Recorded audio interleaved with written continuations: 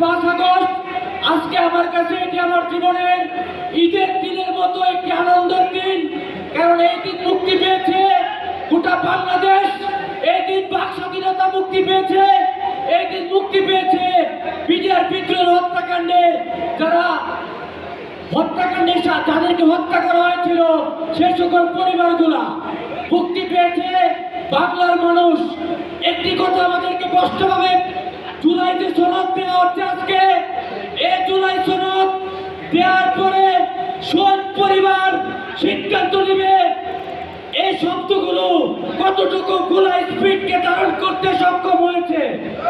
যদি স্পিডকে ধারণ করা হচ্ছে, শহীদ পরিবার মহাপরিবার যদি আপত্তি জানায়, একটি লাইন নিয়ে একটি শব্দ নিয়ে এ জুলাই সনদ এডিট করে আবার এই সনদকে দেওয়া হবে।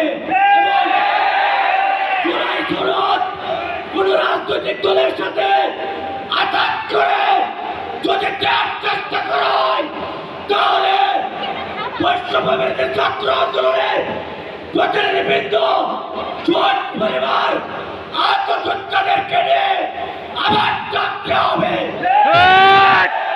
আশা করবো দেশ ভিত্তি দেশ শব্দ দিয়ে এই আন্দোলনকে ব্যাখ্যা করলে আন্দোলনের মূল পাপ ফুটে উঠবে।